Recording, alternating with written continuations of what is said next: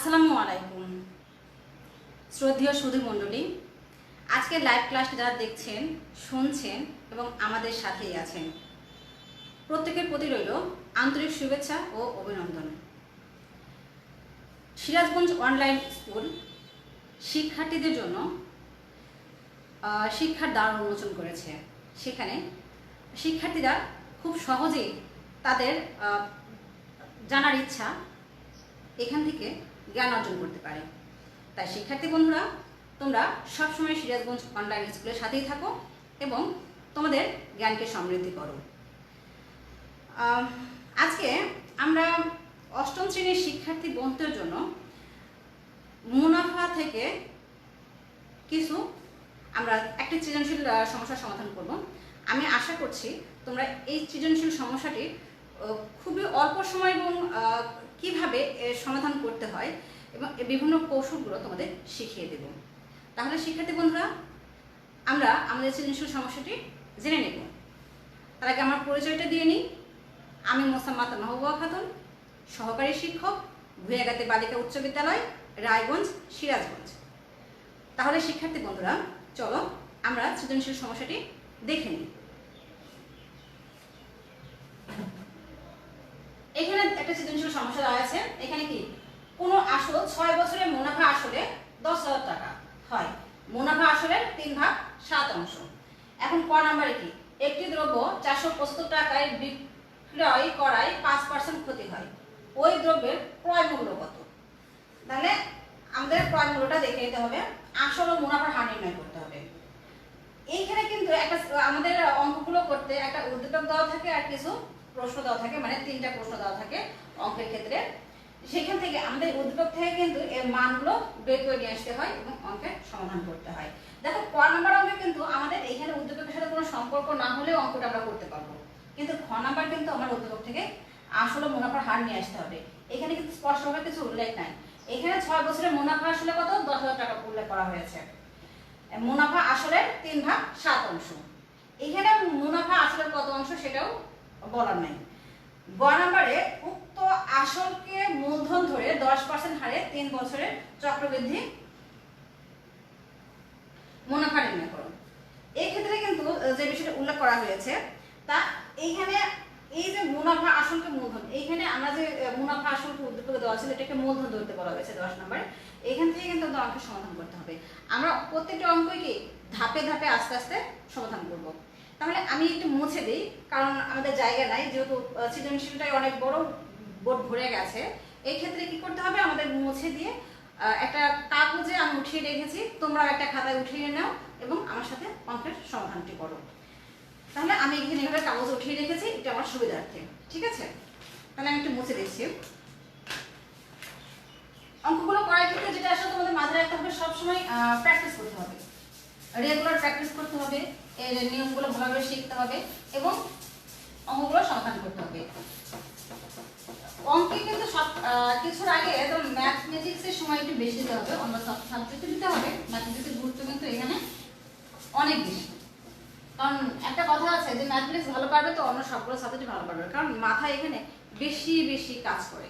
যত মাথা বসবে তত চকচক হবে এবং তত বেশি ভালো করতে পারবে।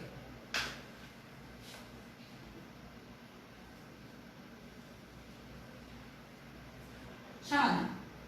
এখন প্রশ্নে কি দেওয়া ছিল? প্রশ্ন দেওয়া ছিল একটি দ্রব্য 475 টাকায় বিক্রয় করায় 5% ক্ষতি হয়। ওই দ্রব্যের ক্রয় মূল্য কত? এখন আমরা যে কাজটা করব, 5% ক্ষতি হয়, তাই না?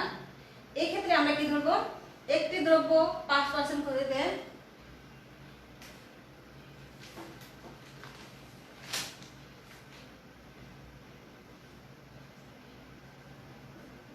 একটি দ্রব্য 5%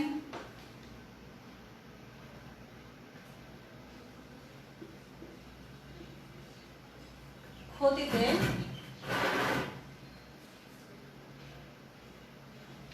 ক্রয় মূল্য 100 টাকা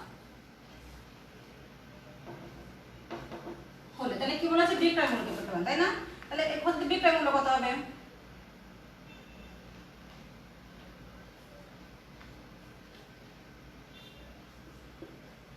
তাহলে অতএব বিক্রয় মূল্য আমাদের হবে 100 বিয়োগ 5, যেহেতু আমাদের ক্ষতিতে বিক্রয় করা হয়েছে।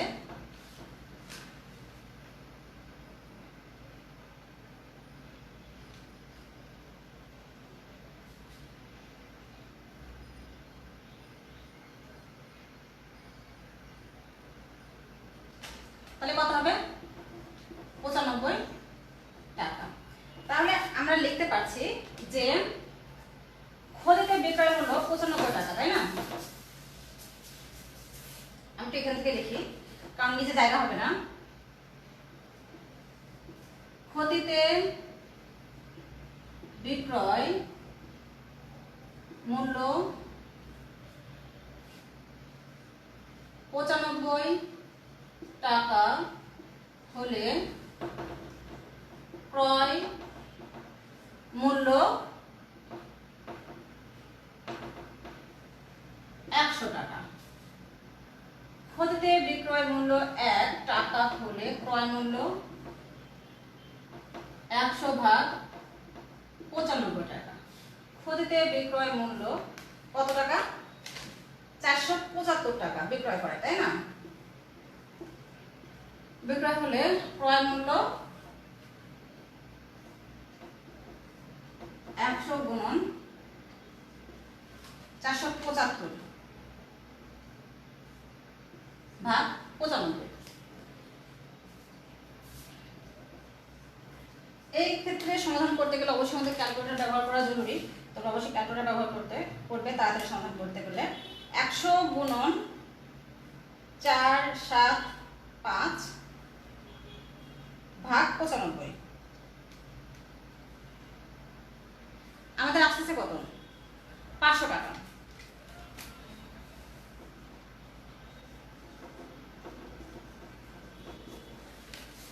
প্রশ্নে ছিল ওই দ্রব্যের ক্রয় মূল্য কত, তাহলে দ্রব্যটির ক্রয় মূল্য 500 টাকা। অতএব দ্রব্যটির ক্রয় মূল্য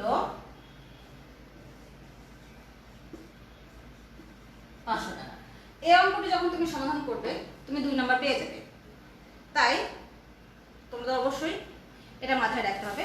তোমার এই ক নাম্বার অঙ্কটি উদ্দীপক ছাড়াও আসতেই পারে, তোমার সূত্র আসতে পারে, উদ্দীপক ছাড়া যে কোনো ভাবে আসতে পারে। এই অঙ্কটা কি লাভ ক্ষতি থেকে এসেছে, ঠিক আছে? এখন খ নাম্বার আসল ও মুনাফার হার নির্ণয় করতে বলা হয়েছে। আমি একটু আসল আর মুনাফার হার নির্ণয় করি, তাহলে মুছে দিই।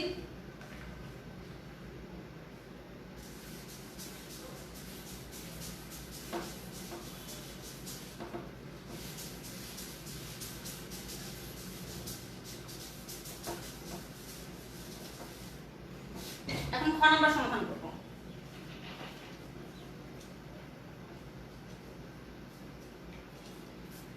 খ নাম্বারে আছে আসল ও মুনাফা হার নির্ণয় করে। এখানে কি কোন আসল 6 বছরের মুনাফা আসলে এত আমার দেওয়া আছে। এখানে একবার আসল বের করে নিতে হবে, একবার মুনাফার হার বের করে নিতে হবে। এই ক্ষেত্রে আমাদের কিন্তু স্পষ্ট করে কোনো কিছু উল্লেখ নাই, তাই আমাদের বের করে নিতে হবে মুনাফা আসলে 3 ভাগ 7 অংশ, তাই না? আমরা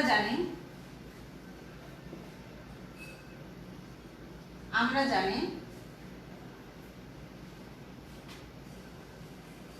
আসল যোগ মুনাফা, মুনাফা যোগ আসল হলেই হয়।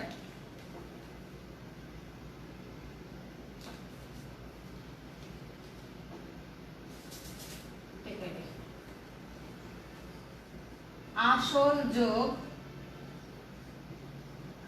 মুনাফা সমান মুনাফা আসল।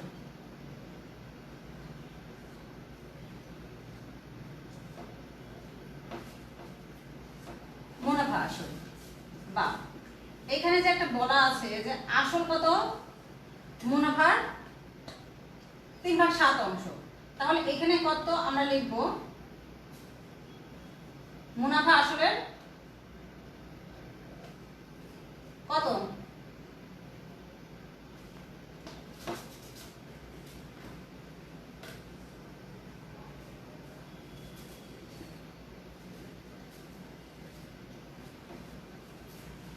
তিন ভাগ 7 অংশ, তাই না? মুনাফা আসল কত?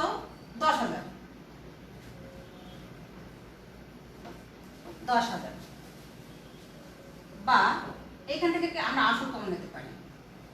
আসল কমন নিলে 1 প্লাস 3 ভাগ 7, 10,000, বা আসল আমরা কি লসাগু করব 7, 7 কে 7 যোগ 3, তাহলে কত হচ্ছে 10,000, বা আসল 10 ভাগ 7, 10,000, বা আসল ইকুয়াল, এখন কি যেহেতু এখানে 10 ভাগ 7 আছে আমরা কি ক্রস গুণ করে বা আট গুণ করি, তাহলে হবে 10,000 গুণন 7 ভাগ 10।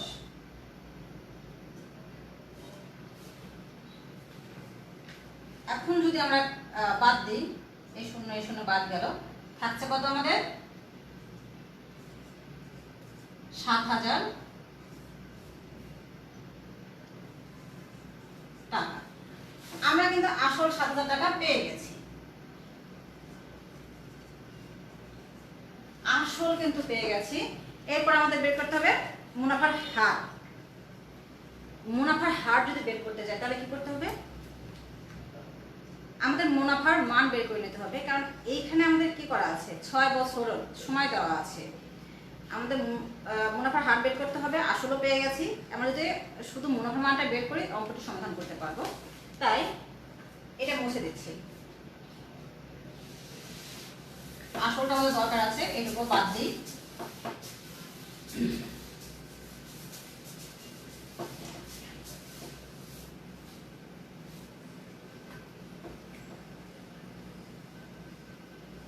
খ, এরপরে যে কাজটি করব আসল ও মুনাফার হার নির্ণয় করব।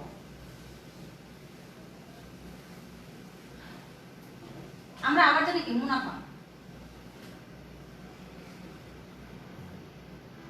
মুনাফা সমান কি মুনাফা আসল বিয়োগ আসল, তাই না?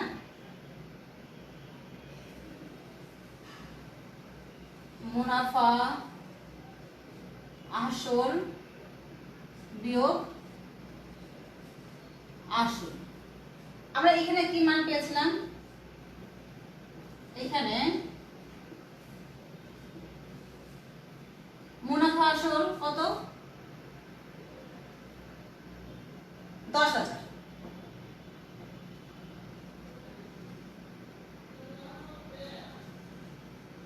আসল কত আমাদের 7,000 টাকা। এখন আমরা লিখব মুনাফা আসল 10,000 বিয়োগ আসল 7,000 টাকা, বা মুনাফা কত 3,000 টাকা। তাহলে দেখো আমরা মুনাফার মানটা বের করেছি, এখন আমাদের বের করতে হবে মুনাফার হারের মান। আমাদের আবার সূত্র প্রয়োগ করতে হবে সেই একই রকম ভাবে। তাহলে মুছে দিই আমি এটা।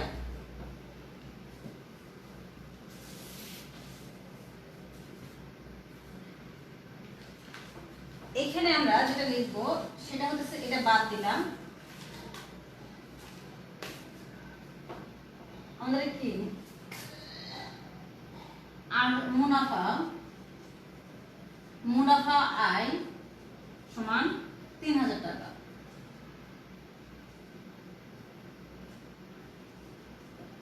আসলে এত সময় 6 বছর।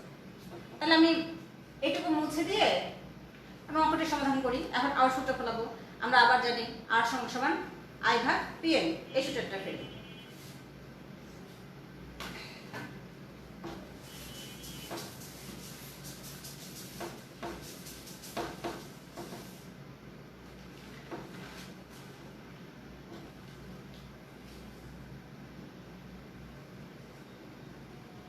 মুনাফার হার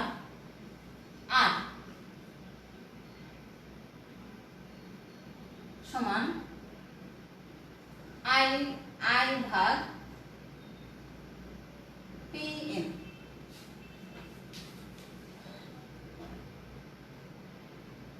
এই ক্ষেত্রে আমরা আর লিখলাম আসলে এটা তো আচ্ছা আয়ের মান 3000,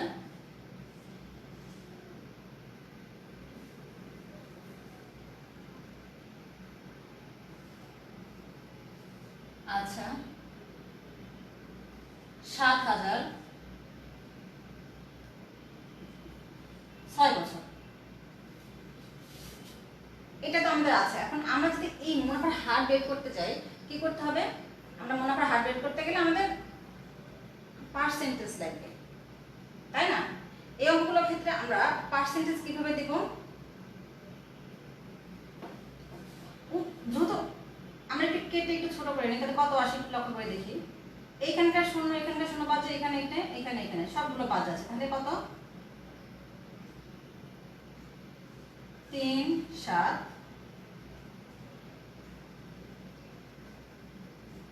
গুণন 6, এটা করা যাচ্ছে। আর যদি উপরে নিচে আমরা কি রাখতে চাই, আমরা নিচে কিন্তু পার্সেন্টেজ নিচে 100 লাগবে, 100 নিচে থাকলে সেটা পার্সেন্টেজ করা সম্ভব। তাহলে এই যে পার্সেন্টেজ আনতে গেলে নিচে যদি 100 নেই, তাহলে আমাকে উপরেও নিতে হবে, একই সংখ্যা উপরে নিতে হবে। কিন্তু এইখানে যে কিন্তুটা আছে তা হচ্ছে যে এই নিচের যে 100টা নিলাম, এই 100কে কখনোই আমরা একে ছুঁতে পারবো না, ধরতে পারবো না, মানে একে আমরা কখনোই কিছু করতে পারবো না, শুধু ওটা পার্সেন্টেজের জন্যই থাকবে। কিন্তু একে আমরা কাটাকাটি করতে পারবো এই উপরে 100কে। ঠিক আছে, তাহলে কত আসে দেখো তো। উপরে 100 কাটাকাটি করবো, আমি ওকে সমাধান করবো, কোনো অসুবিধা নেই।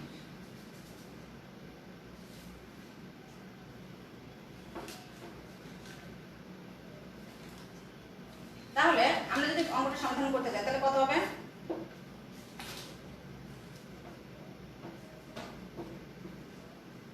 300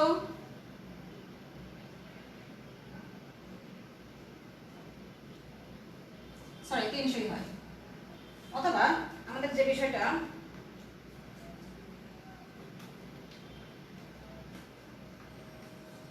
একটা কাজ করা যায়, 2 দিয়ে যদি আমি কাটি কত হয়? 2 দিয়ে কাটলে 3 গুণে 6, 3 করে 3 গুণে 6, এখানে কত?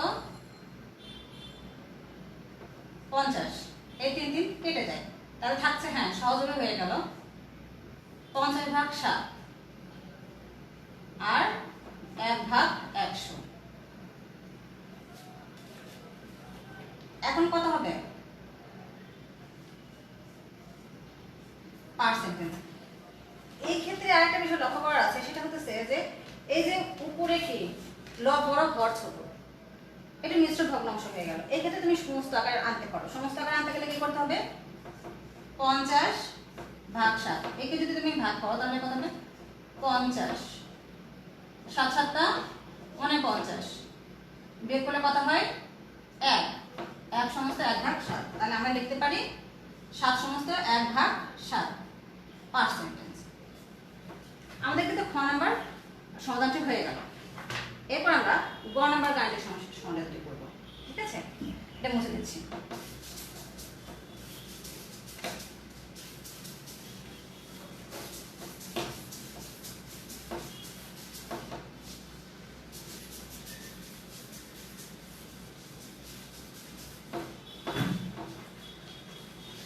উক্ত মুনাফা আসলকে মূলধন ধরে 10% হারে ও 3 বছরের চক্রবৃদ্ধি মুনাফা নির্ণয় করো। 3 বছরের চক্রবৃদ্ধি মুনাফা নির্ণয় করতে গেলে আমাদের কি করতে হবে?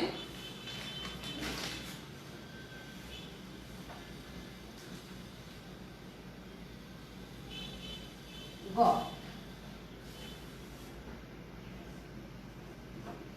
এখানে পি বলতে কি বোঝাচ্ছে? 10,000 টাকা। আর বলতে বোঝায় 10% সমান 10 ভাগ 100 in 3 বছর। আমাদের চক্রবৃদ্ধি মুনাফা নির্ণয় করতে হবে।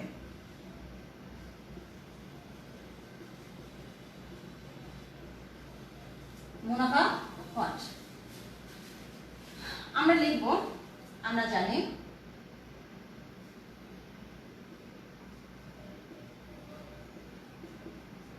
চক্রবৃদ্ধি মূলধন,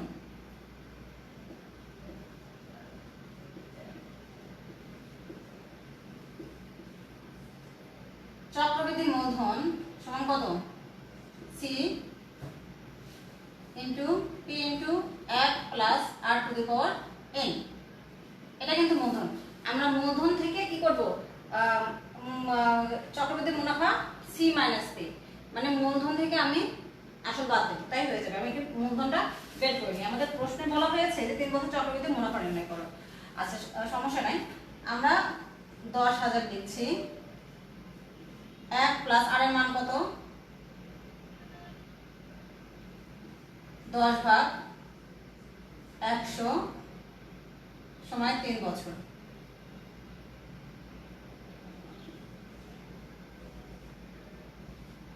কেটে গেল, থাকছে কত? 10 কে 10 আর 1 এ 11, 11 ভাগ 10 কিউব। এখন আমরা কিভাবে লিখব?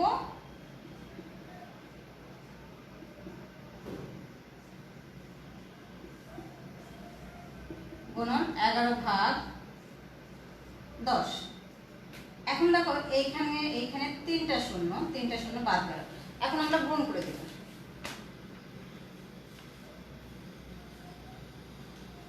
10 গুণন 1 1 11 গুণন 11 গুণন 11, আমাদের কত হচ্ছে? 13,310। তাহলে আমরা কিন্তু অঙ্কের সমাধানটা করতে পেরেছি। এখানে আমরা মূলধনের মান পেয়ে গেছি 13,310। কি বাড়লো? আমাদের মূলধন।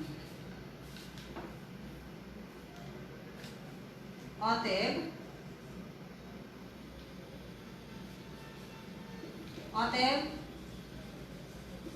মূলধন সি ইকুয়াল 13,310। এখন আমরা বের করব, এখন কি করব? চক্রবৃদ্ধি মুনাফা বের করব। তাহলে মুছে দেই।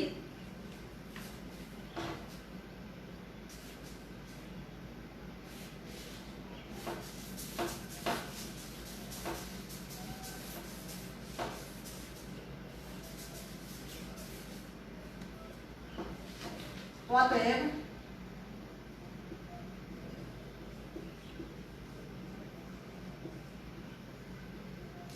চক্রবৃদ্ধি মুনাফা সি মাইনাস পি। সির মান কত? 13,310 বিয়োগ 10,000, 0 1 3 3 আর এটাকে মিলে যাচ্ছে এত টাকা।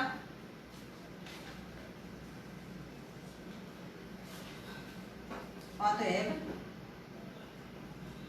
চক্রবৃদ্ধি মুনাফা 3,310 টাকা। তাহলে শিক্ষার্থী বন্ধুরা, আমরা একটি সৃজনশীল সমস্যার সমাধান করলাম। আশা করি এই সৃজনশীলটা তোমরা বুঝতে পেরেছো। এটা মানে বোর্ডে আসা একটা সৃজনশীল, এটা গুরুত্বপূর্ণ। তাই তোমরা অবশ্যই এই সৃজনশীলটা বাসায় অনেক বেশি প্র্যাকটিস করবে। ঠিক আছে শিক্ষার্থী বন্ধুরা, তোমরা সবাই ভালো থাকো। আগামী ক্লাস দেখার আমন্ত্রণ জানিয়ে এখানে শেষ করছি। আল্লাহ হাফেজ।